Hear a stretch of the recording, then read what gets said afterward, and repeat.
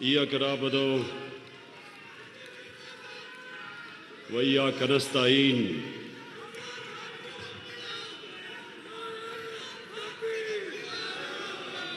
میں تھوڑی خاموش میں سب سے پہلے آج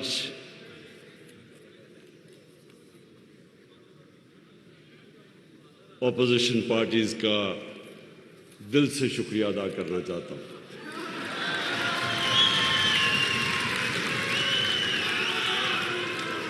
میں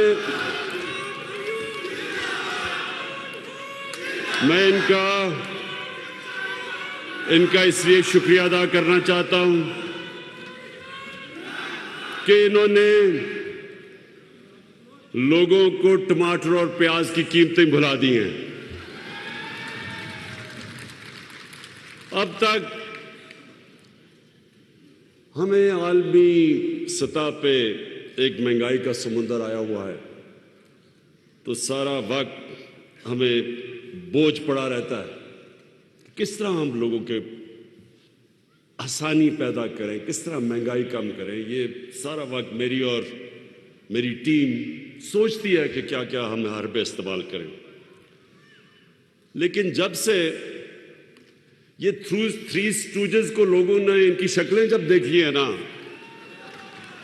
انہوں نے جب اپوزیشن میں عدم اعتماد کیا ہے, تو اب لوگ دیکھ رہے ہیں کہ ایک طرف نواز شریف اور شہباز شریف,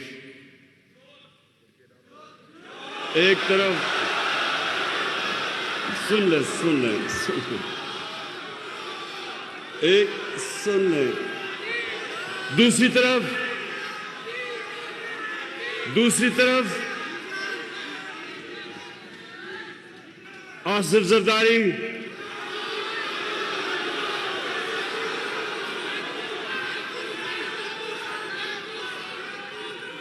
میں نے ایک منٹ سنیں میں نے یہ اپنے لوگوں سے کہا, میں نے کہا دیکھو انہوں نے میرے لیے اتنا میرے اوپر احسان کیا ہے کہ میں ان کو اب برا بھلا نہیں کہنے لگا.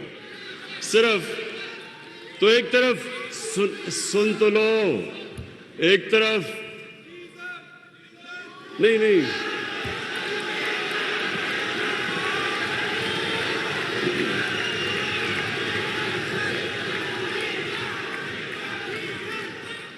میں سب کو اب ذرا سنے تو لے, مجھے ان کا شکریہ تو ادا کرنے دیں. انہوں نے میری ساری پارٹی کو کھڑا کر دیا, انہوں نے مہنگائی بھلا دی ہے, میرے سارے حلقوں سے آوازیں آنی شروع ہو گئی ہیں, سارے اسلام آباد کا رخ کر رہے ہیں 27 تاریخ کو. اس لیے مجھے ان کا شکریہ ادا کرنے دیں پلیز. پہلے میں اوورسیز پاکستانیز آپ کے پاس آنے لگا ہوں, پہلے میں ذرا شکریہ ادا کروں نا ان کا. جیسے ہی لوگوں نے دیکھا کہ یہ تین شکلیں, ایک طرف فضل الرحمان,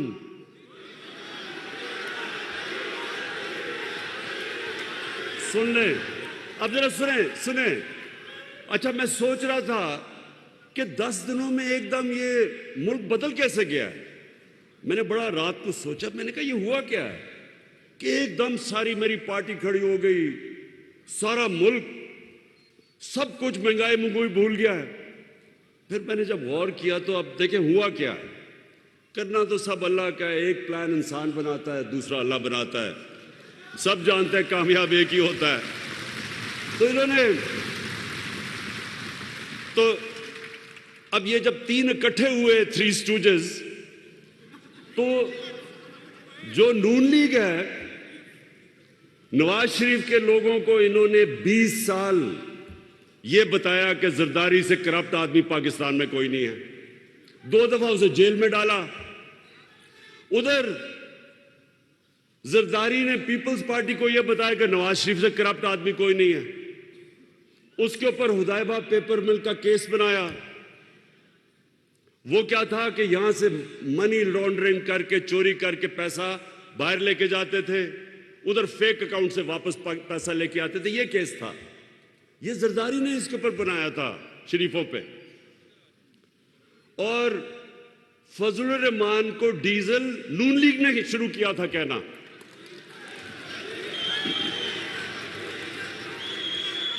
نون لیگ کا ایک رنگ باز جس نے فضل الرحمان کا نام ڈیزل رکھا تھا, ہم نے نہیں رکھا اس کا نام. اور ڈیزل اس لیے کہ وہ ڈیزل کے پرمٹوں پہ پیسے بناتا تھا. اب یہ سنیں ذرا, فضل الرحمان کی پارٹی سمجھتی ہے کہ پیپلز پارٹی اور نون لیگ چور ہیں, نون لیگ سمجھتی ہے زرداری چور ہے, فضل الرحمان ڈیزل ہے. پیپلز پارٹی نواز شریف کو چور سمجھتی ہے اور اس کو ڈیزل. اب یہ جب تینوں اکٹھے ہوئے ہیں تو میں ان کا شکریہ اس لیے ادا کرنا چاہتا ہوں کہ ساری قوم نے دیکھا ہے کہ اگر انہوں نے ملک کو بچانا ہے تو بہتر ہے کہ عمران خان کے ساتھ ڈوب جاؤ. لہذا بہت بہت شکریہ. اور ایک منٹ, ابھی نعرے نہیں لگانا کیونکہ بڑا ضروری ہے, میں آپ سے بات چیت کر لوں کیونکہ میں اپنے اوورسیز پاکستانیز کے اوپر بات کرنا چاہتا ہوں. دیکھیں, یہ اللہ کا خاص کرم ہوا ہے اس ملک پہ کہ یہ تینوں اکٹھے ہو گئے اور انہوں نے فیصلہ کیا عدم اعتماد کی تحریک کرنے کا, وہ میرے خلاف وہ کرنے کا. تو میں نے اس دن, آپ یقین کریں, میں نے اللہ سے 2 نفل مانگ کے شکریہ ادا کیا. اس لیے ایک منٹ, ابھی شور نہیں, میں نے اس لیے کیا کہ میں تنگ آ گیا تھا. 3.5 سال جب سے حکومت آئی ہے, کل حکومت گئی, پرسوں حکومت گئی, آج گئی, نااہل ہے, سلیکٹڈ ہے. تو اب جو یہ تینوں اکٹھے ہو کے انہوں نے جو کیا ہے, یہ اب کپتان کی جو یہ بندوق کی نشست ہے نا, یہ تینوں اس کے بیچ میں آ گئے ہیں. اور جو سنیں ذرا, سنیں دیکھیں,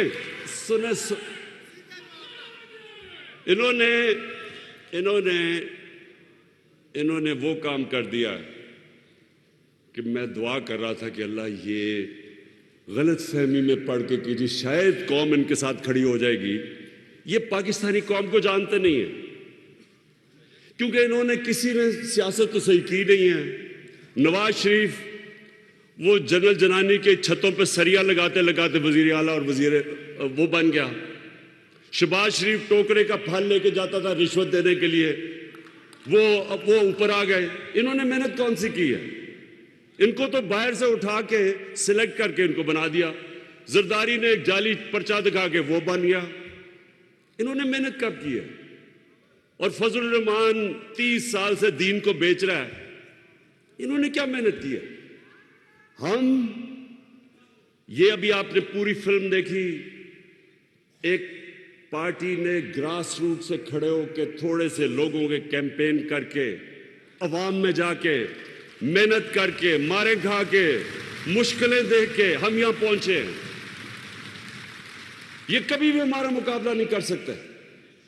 اور عوام کی ایک چیز یہ سمجھ جائیں, لوگ مشکل وقت, عالمی مہنگائی, اس کے اندر لوگ مشکل میں تو ہیں, لیکن یہ ان کو غلط فہمی ہوگی ہے کیونکہ لوگ مشکل میں ہیں, لوگ ان 3 چہروں کی کرپشن بھول چکے ہیں, یہ غلط فہمی میں پڑ گئے اور یہ کپتان کے ٹریپ میں آ گئے ہیں.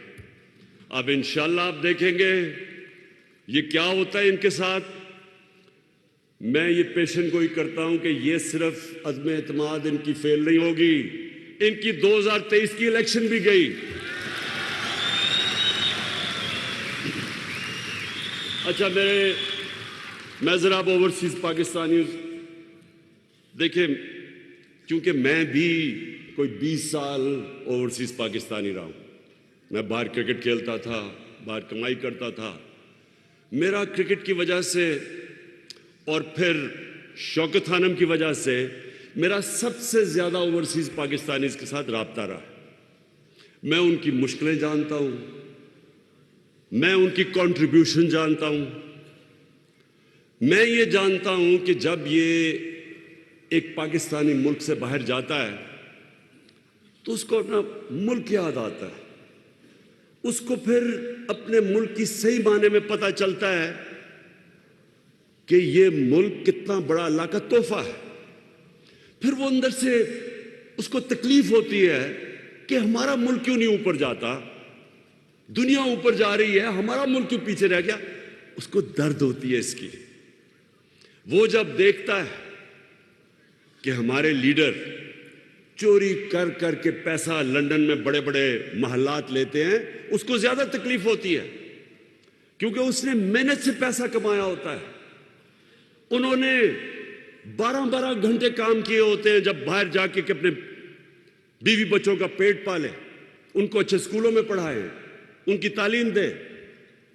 اس لیے وہ جب دیکھتے ہیں کہ لندن کے سب سے مہنگے علاقے میں، مے فیئر میں، جب یہاں سے چوری کر کے پیسہ وہاں لے کے جاتے ہیں، بڑے بڑے محلوں میں رہتے ہیں،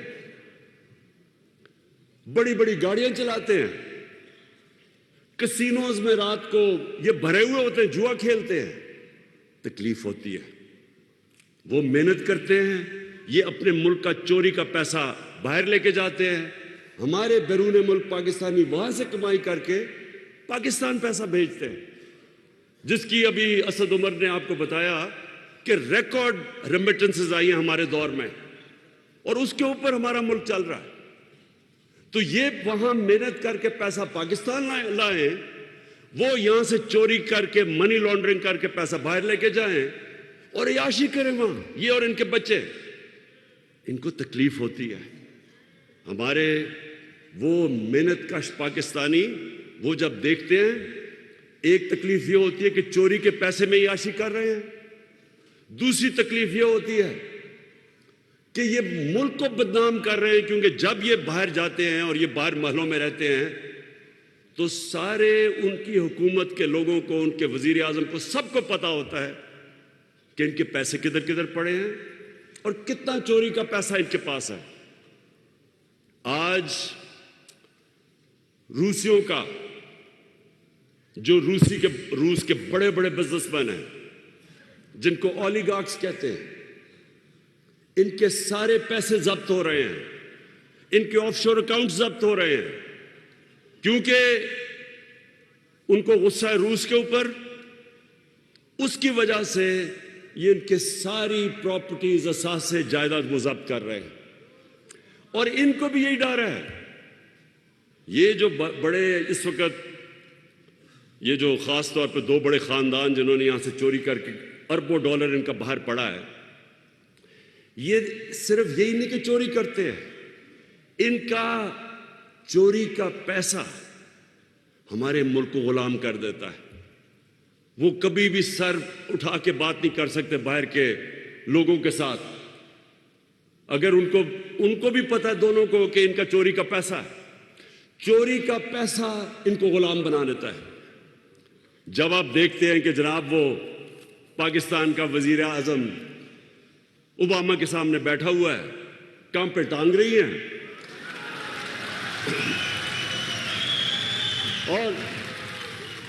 اور جی کہ ناراض نہ ہو جائے، وہ میرے منہ سے کوئی غلط نہ نکل جائے، اور غلط کیا نکلے کہ وہ اوباما کو مسز اوباما کہہ دیتا ہے غلطی میں، گھبرا کے۔ تو یہ اس لیے ہوتا ہے کیونکہ ان کو پتہ ہے کہ جس وقت وہ چاہے منی لانڈرنگ میں وہ ان کو پکڑ سکتے ہیں، اور یہ وجہ ہے کہ 22 کروڑ کے لوگوں کو یہ غلام بنا دیتے ہیں۔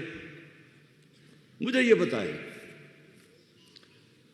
کہ ڈرون اٹیک، کیا عمران خان ہی رہ گیا تھا کہ یہاں جب 400 ڈرون اٹیکس ان کے 10 سالوں میں ہوئے، زرداری اور شریف کے 400 ڈرون اٹیک ہوئے، میں کیوں اکیلا آیا؟ آپ نے دیکھا کہ ہم نے مظاہرے کیے، ہم نے دھرنے کیے، ان دونوں کو کوئی شرم نہیں آئی کہ آپ کی بمباری ہو رہی ہے، آپ ان کے لیے جنگ لڑ رہے ہیں اور وہ آپ کے اوپر بمباری کر رہے ہیں، اور وہاں عورتیں بچے مار رہے ہیں؟ آپ کو کوئی شرم نہیں آئی کہ وہ پاکستانی تھے؟ آپ کو کم از کم اتنا ہی منہ سے بول دیتے کہ دنیا کا کوئی قانون اجازت نہیں دیتا کسی کو جج، جوری اور ایکسیکیوشنر بننا. یہ ہر دنیا کے قانون کے خلاف ہے. اور میں جب مثال دیتا ہوں لوگوں کو کہ ہمارا جو دہشت گرد بیٹھا ہے لنڈن ایج وے روڈ پہ، اگر ہم اس کے اوپر ڈرون اٹیک کر کے مارے، وہ اجازت دیں گے؟ نہیں دیں گے وہ، کیونکہ ان کو ملک میں قانون ہے. وہ اپنے ملک میں کسی کو قانون توڑنے نہیں دیتے. تو میں ایک پہلے سب کو ایک واضح کر دوں، اوورسیز پاکستانیز کو، میں نے کبھی آج تک نہ میں اینٹی امریکن ہوں، نہ اینٹی برطانیہ ہوں، نہ اینٹی انڈیا بھی نہیں ہوں میں. وہ تو کوئی جاہل آدمی ہو جو ایک پورے ملک کے خلاف ہو جائے، اس سے تو بیوقوف آدمی نہیں ہو سکتا، کیونکہ ہر قسم کے لوگ بستے ہیں ایک ملک کے اندر. آپ ایک ملک کے اینٹی کیسے ہو سکتے ہیں؟ آپ ان کی پالیسیز کے اینٹی ہو سکتے ہیں. امریکہ کی وار آن ٹیرر کے میں پہلے دن سے خلاف تھا، میں ہمیشہ خلاف رہوں گا. میں ان کی عراق کی جنگ کے خلاف میں نے لنڈن کے اندر مظاہرے میں نے ڈیمونسٹریشن کے اندر شرکت کی ہے. برطانیہ کے اندر لاکھوں لوگ انہوں نے مخالفت کی جو کہ عراق کی جنگ میں جا رہا تھا ایک جھوٹ کے اوپر، ویپنز آف میس ڈسٹرکشن پہ. میں نے ان کے ساتھ شرکت کی.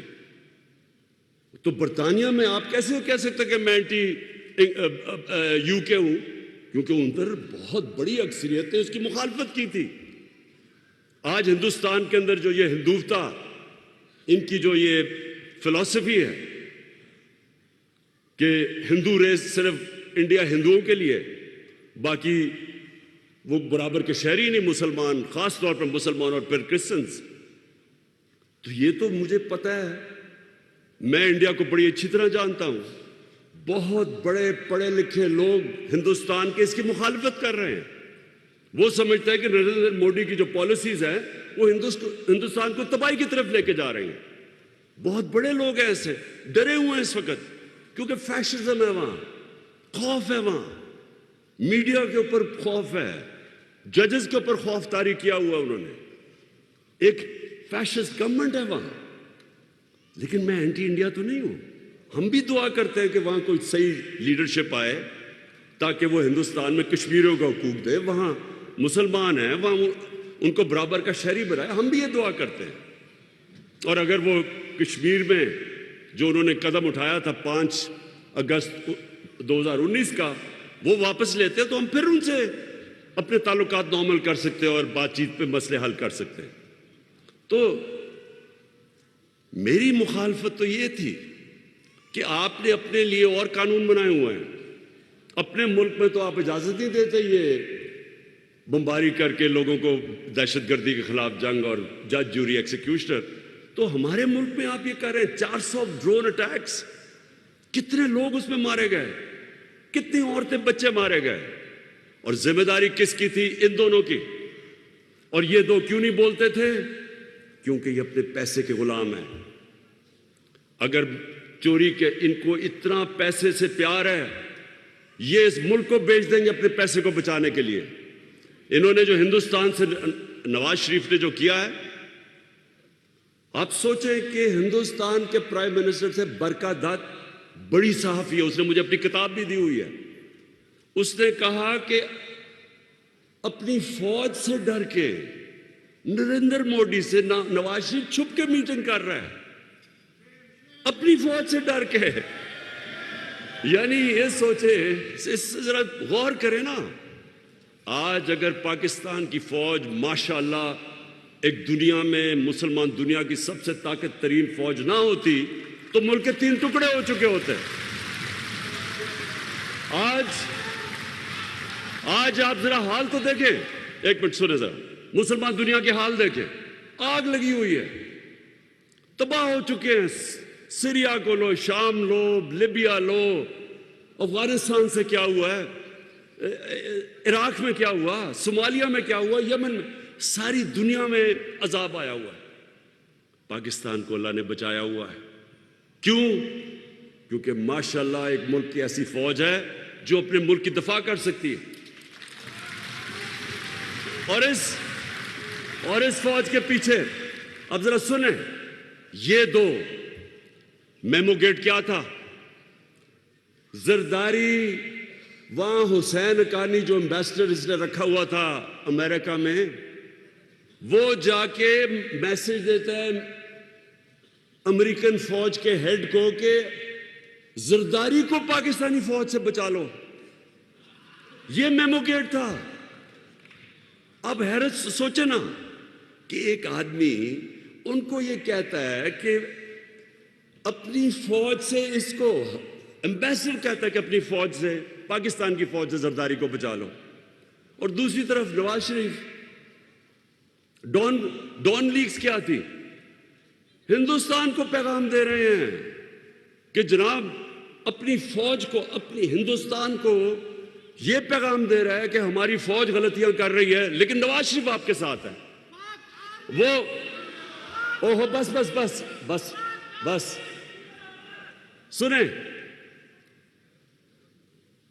وہ ہر جگہ نریندر مودی پاکستانی فوج، جب پچھلا آرمی چیف تھے رحیل شریف، ہر فورم پہ وہ کہتا تھا کہ دہشت گردوں کا سردار ہے، اور نواز شریف وہ کہتا تھا یہ تو بڑا اچھا ہمارا دوست ہے۔ آپ سوچے کہ مجھے کوئی کہے کہ آرمی چیف، کوئی باہر کا لیڈر کہے کہ آرمی چیف آپ کا دہشت گرد ہے اور عمران خان بہت اچھا ہے، میں اپنی توہین سمجھوں گا۔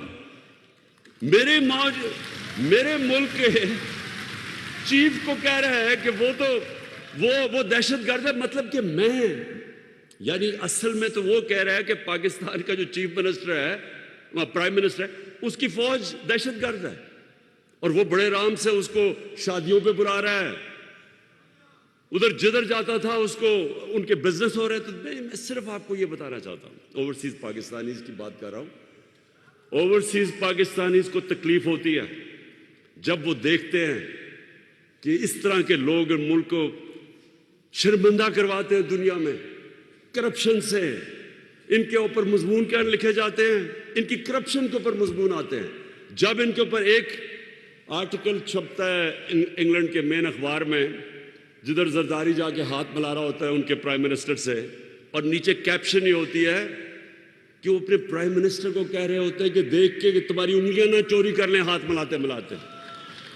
یہ ملک کا پرائم، یہ سن لیں، یہ اس لیے ہمارے ملک کے اندر، ہمارے ملک کو اس کا وہ وقار نہیں بنا، اس کا مقام نہیں بنا، کیونکہ اس طرح کے لوگ تھے۔ مجھے کئی اختلافات ہیں ذوالفقار علی بھٹو سے، کئی چیزوں انہوں نے بڑی غلط کی، لیکن میں آج یہ کہتا ہوں کہ وہ ایک خوددار لیڈر تھا۔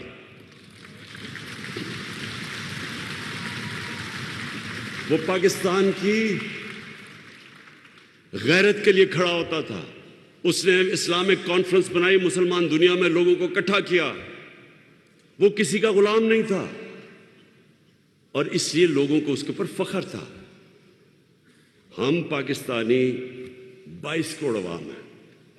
ہمیں یہ بتایا گیا ہے پچھلے 30 سالوں میں کہ جی اگر تو ہم امریکہ ہمارے سے ناراض ہو گئے تو تب ہم ختم ہو جائیں گے، اگر جی فلانا ہمارے سے ناراض ہو گیا تو ہم ایسے کر کے ہمیں رکھ دیا۔ دیکھیں، میں جب کرکٹ کیپٹن تھا، میں صرف آپ کو ایک بات بتانا چاہتا ہوں، میں جب شروع کی کرکٹ تو ہماری ٹیم کاؤنٹی کرکٹ سے کھیل کے بڑے اچھے کھلاڑی تھے ہمارے، لیکن ان دنوں میں نئی ہمیں آزادی ملی تھی انگریز سے، تو ہمارے ٹیم کے جو سینئرز تھے ان کے ذہن میں ایسی احساس کمتری تھی کہ میں جب شروع میں ٹیم میں آیا تو مجھے سینئر پلیئر کہہ رہے جی انگریز سے ہم نہیں جیت سکتے، ان کی تو ٹیکنیک اتنی اچھی ہے، ان کی کرکٹ اتنی اچھی ہے، ہم تو سیکھنے آئے ہیں ٹور پہ، ہم ان سے جیت نہیں سکتے۔ اس کا نتیجہ یہ ہوتا تھا کہ ہم جیتے ہوئے میچ ہار جاتے تھے، کیونکہ پہلے سے ہی ہارے ہوئے ہوتے تھے میچ میں سے پہلے کہ ہم تو جی ان سے جیت نہیں سکتے۔ ہم جب جیتنا شروع کیا تو ہماری ٹیم اتنی اچھی نہیں تھی، اچھے ہمارے کھلاڑی نکل گئے تھے جب تک میں کیپٹن بنا، لیکن کیونکہ ہم نے احساس کمتری ختم کی تھی، میں نے اپنی ٹیم کو ایک چیز سمجھائی تھی کہ جب آپ قدم رکھتے ہیں تو جب آپ ٹیم میدان دیکھتے ہیں تو پہلے ذہن میں ڈالو کہ یہاں کوئی بھی نہیں جو مجھے ہرا سکتا ہے. جب تک آپ کا یہ ذہن نہیں ہوتا آپ جیت نہیں سکتے. اسی طرح قوم ہوتی ہے. اگر قوم کے اندر آپ ڈال دیں جس طرح یہ انہوں نے 10 سال اپنے ملک کو پری بمباری کروائی, اپنے لوگ مروائے, اور ڈرے بات کرتے ہوئے کہ جی وہ ناراض نہ ہو جائے امریکہ. دیکھیں امریکہ کے لوگوں کو پتہ ہے کہ جب کوئی اپنے ملک کے مفادات کے لیے کھڑا ہوتا ہے وہ اس کی عزت کرتے ہیں. جب وہ ان کے پیروں میں گر جاتا ہے وہ اس کو استعمال کرتے ہیں. ہم 80 کی دہائی میں ہم نے امریکہ کے ساتھ مل کے افغان جہاد لڑی. جیسے وہ جہاد ختم ہوئی 8-9 سال کے بعد روس اور سوویت یونین ہار گئی, ہمارے اوپر سینکشنز لگا دی انہوں نے. اس کے بعد پھر جب 9/11 کے بعد ان کو ہماری ضرورت پڑی, جارج بش نے کہا کہ میں کبھی پاکستان, اس نے ہمیں کہا کہ اب اس باری ہم پاکستانی کو ابینڈن نہیں کریں گے. پہلے ہمارے سے غلطی ہوئی, اب نہیں کریں گے. جو ہمارے ملک کو ذلت اٹھانی پڑی, یہ جو وار آن ٹیرر کے اندر 80,000 پاکستانی مرا, 80,000 پاکستانیوں کی جانیں گئی, اکانومی اجڑ گئی, قبائلی علاقہ تباہ ہو گیا, 35 لاکھ لوگوں نے نقل مکانی کی. کسی نے ہمارا شکریہ ادا بھی نہیں کیا. کسی نے یہ بھی نہیں کہا کہ پاکستانیوں آپ نے ہمارے لیے قربانی دی. ان کی غلطی نہیں ہے, ہماری غلطی ہے. اگر ہم استعمال ہونا چاہیں دنیا ہمیں استعمال کرے گی. اگر ہم اپنی عزت نہیں کریں گے دنیا عزت نہیں کرے گی.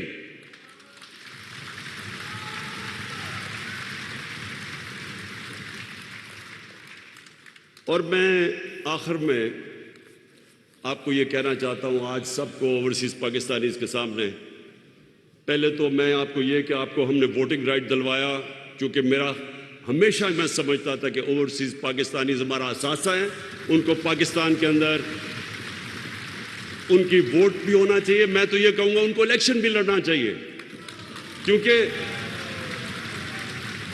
جو لوگ ہمارے ملک میں پیسہ بھیجتے ہیں, ملک ان کی ریمیٹنسز پہ چلتا ہے, ان کو کیوں نہیں شرکت کرنی چاہیے پاکستان کی پالیٹکس میں؟ اگر لوگ ان کو ووٹ دینا چاہتے ہیں تو ان کو دیں ووٹ.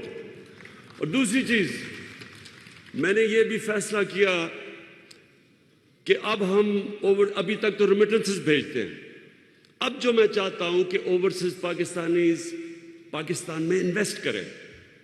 اس کے لیے ہم نے کیا کیا کہ جو بھی آپ جوائنٹ وینچر کریں گے پاکستانیوں کے ساتھ, یعنی اوورسیز پاکستانی جوائنٹ وینچر یہاں کریں گے, یا آپ کوئی انویسٹمنٹ کریں گے انڈسٹری میں انویسٹمنٹ کریں گے, 5 سال تک آپ کو ٹیکس ہالیڈے ملے گا.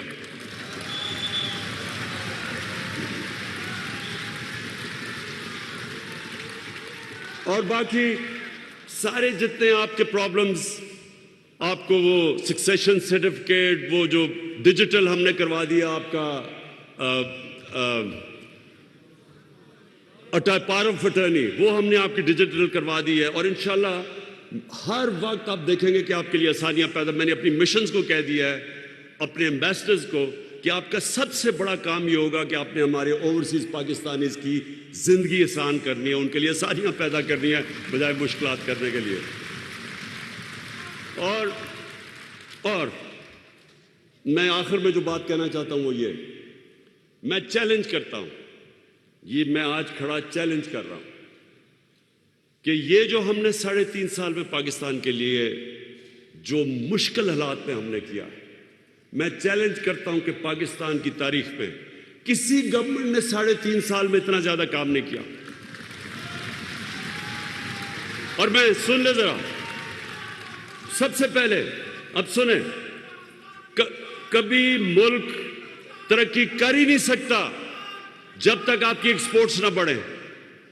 کوئی ملک ترقی نہیں کر سکتا کیونکہ ویلتھ کریشن ہی نہیں ہوتی جب تک ملک میں زیادہ ڈالرز نہ آئیں. ہماری ایکسپورٹس, اب سوچیں کہ پچھلے 10 سال میں ایکسپورٹس, ابھی اسد نے جو بتایا, نہ بڑھنے کے برابر تھی. ہمارے سے سب آگے نکل گئے.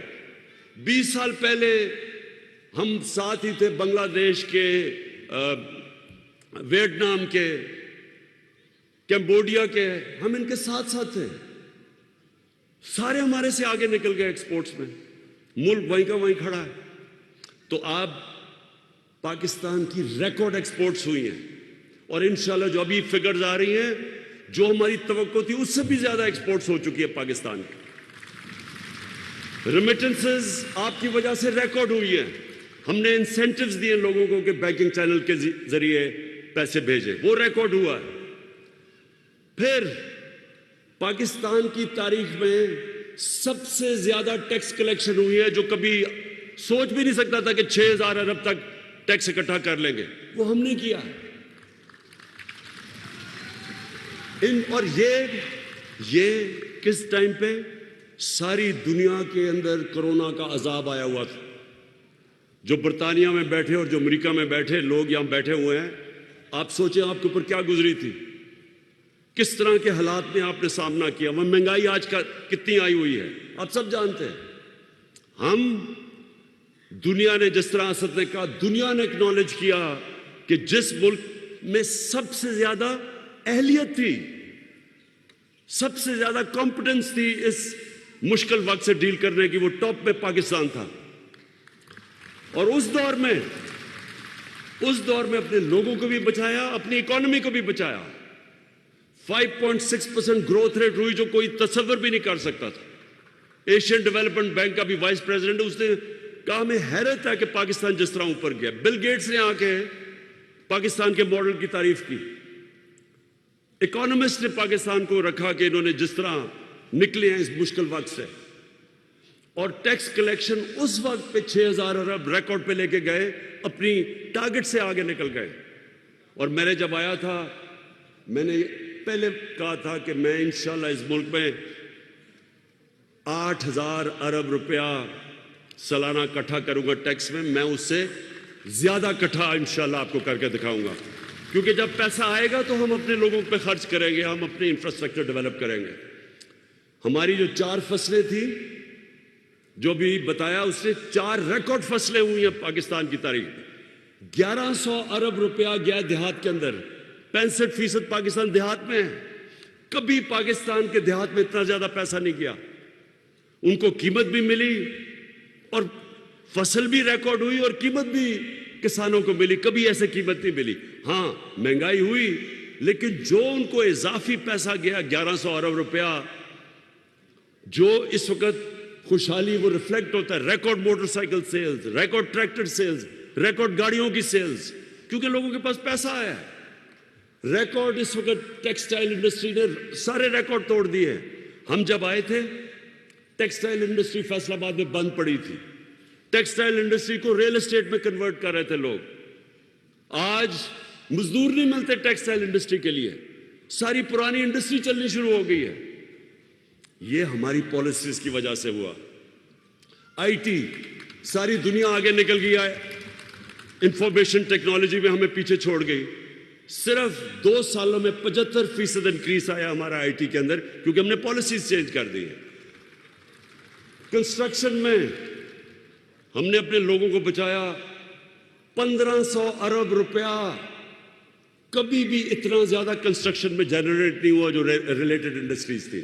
تو میں آج یہ جو ساری اپوزیشن کو چیلنج کرتا ہوں، کسی چیز میں ہمارا مقابلہ کرو، ہر چیز میں ہم تمہارے سے آگے ہیں۔ کہتے جی بڑی مہنگائی ہے، جب یہ تینوں باریاں لے رہے تھے، پیپلز پارٹی کا جب دور تھا تو تینوں ہی پاور میں تھے، کیونکہ انہوں نے مک پکا کر کے 10 سال حکومت کی ہے۔ جو پیپلز پارٹی کا 5 سال کا دور تھا، اس میں ہمارے سے زیادہ مہنگائی تھی، اس کے باوجود کہ دنیا میں وہ مہنگائی نہیں جو آج ہے۔ امریکہ میں 40 سال کے بعد اتنی مہنگائی ہوئی ہے، برطانیہ میں 30 سال کے بعد، تو اس کے باوجود ان کی مہنگائی ہمارے سے زیادہ تھی۔ کوئی انڈیکیٹر لے لو، ہماری تعلیم لے لو، پہلی دفعہ پاکستان کی تاریخ میں یکساں تعلیمی نصاب ہم لے کے آئے ہیں، کبھی کسی نے نہیں سوچا اس چیز کا۔ اور ہمارا سب سے بڑی چیز، میں چیلنج کرتا ہوں کہ جو ہماری گورنمنٹ نے پہلی دفعہ کوشش کی اپنے نچلے طبقے کو اٹھانے کے لیے، کبھی اس طرح کی کوشش پاکستان کی تاریخ میں نہیں ہوئی۔ ہیلتھ کارڈ، آپ امریکہ انگلینڈ بیٹھے ہیں، کہیں بھی آپ کو ہیلتھ انشورنس نہیں ملتی پیسے دیے بغیر. یہ ہم کر رہے ہیں پاکستان میں کہ ہر خاندان کو ہم 10 لاکھ روپیہ دے رہے ہیں ہیلتھ انشورنس میں مفت. ہر خاندان کو دے رہے ہیں. یہ کوئی تصور بھی نہیں کر سکتا غریب ملکوں کے اندر. اور اسی لیے ہی یہ ڈاکوؤں کے ٹولوں کو ڈر لگا ہوا ہے. اس ٹولے کو ڈر لگا ہوا ہے کہ یہ جو کر رہے ہیں آگے تو ان کی دکانیں بند ہونے لگی ہیں. 50 سال کے بعد پاکستان میں ڈیمز بن رہی ہیں. 50 سال پاکستان کوئی ڈیم نہیں بنی. اب پانی بچانے کے لیے پہلی ڈیم 2025 میں مومن ڈیم بڑی ڈیم ہے. 2026 میں داسو ڈیم اور 2028 میں بادشاہ ڈیم بنے گی جس سے دگنی ہو جائے گی ہماری پانی کی سٹوریج. اس کا مطلب ہم اور زیادہ گندم اپنا پانی دے سکیں گے اور علاقوں کو پانی کے نیچے لا سکیں گے. کہنے کا مطلب آخر میں یہ ہے کہ میں چیلنج کرتا ہوں اپنے میڈیا والوں کو, اپنے اکانومسٹ کو, ان ساری پارٹیز کو, کبھی ہمارے ساتھ ڈیبیٹ کرو.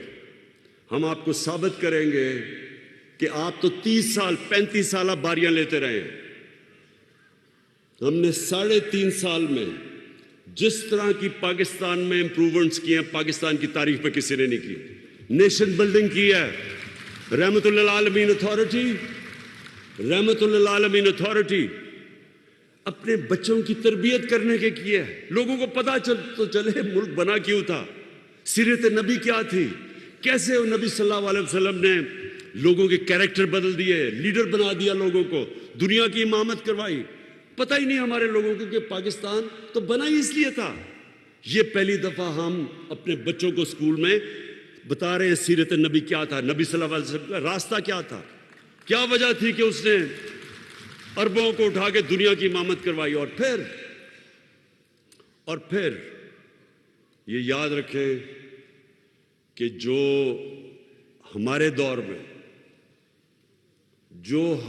دور کے اندر ہم نے دنیا کے اندر اپنے نبی صلی اللہ علیہ وسلم کی جو بے حرمتی ہوتی تھی, ان کی شان میں گستاخی ہوتی تھی. 30 سال فضل الرحمان اسلام کو بیچ رہا ہے. میں نے 3.5 سال میں آج پریزیڈنٹ پوٹن کے منہ سے نکلا ہے کہ آزادی کے رائے, آزادی صحافت کے نام پہ آپ نبی صلی اللہ علیہ وسلم کی شان میں گستاخی نہیں کر سکتے. جسٹن ٹروڈو کینیڈا کا پرائم منسٹر جسٹن ٹروڈو اس نے سٹیٹمنٹ دیا ہے کہ آپ آزادی ہے رائے کا نام اس کی پیچھے ہمارے نبی صلی اللہ علیہ وسلم کی شان میں گستاخی نہیں کر سکتے. یہ پہلی دفعہ ہوا ہے. یہ اتنی دیر جو دکان لگائی ہوئی ہے اسلام کی, فضل الرحمان مجھے بتائیں, آپ نے ایک ہیڈز آف سٹیٹ تو دور کی بات ہے, آپ نے کسی ان کے چپڑاسی سے بھی یہ کلوایا ہے باہر. آپ کو پتا ہے آج یونائٹڈ نیشنز کے اندر, یہ میں آپ کو بتانا چاہتا ہوں کہ آج یونائٹڈ نیشنز کے اندر آج ڈیبیٹ ہو رہی ہے اور ریزولوشن پاس ہوگا اسلامو فوبیا کے خلاف. یہ ہماری وجہ سے ہے. آپ بیرون ملک پاکستانیوں کو پتہ ہے اسلامو فوبیا کیا ہے, یہاں تو لوگوں کو نہیں پتا. وہ جو آپ باہر رہتے ہیں آپ کو پتہ ہے کہ کئی دفعہ سر کور کیا ہوا ہے اور سڑکوں کے اوپر برا بھلا کو کہتے ہیں. کوئی بات نہیں کرتا تھا آج تک. یہ ہم نے, مجھے فخر ہے کہ UN میں, OIC میں, دنیا میں نے اس چیز کو اٹھایا اور آج انشاءاللہ یونائٹڈ نیشنز کی جنرل اسمبلی میں ریزولوشن پاس کی جائے گی اسلامو فوبیا کے خلاف. میں پھر سے آخر میں اوورسیز پاکستانیز کو یہ یقین دلانا چاہتا ہوں کہ میری گورنمنٹ آپ کو اس ملک کا سب سے بڑا اثاثہ سمجھتی ہے اور ہم پوری کوشش کریں گے آپ کی بہتری کے لیے, آپ کی آسانیاں کے لیے, اور آپ کو کیسے کہ پاکستان میں آپ انویسٹ کر سکتے اور اپنا بھی فائدہ اور ملک کا بھی فائدہ کروا سکتے ہیں. شکریہ. پاکستان تحریک انصاف کے زیر اہتمام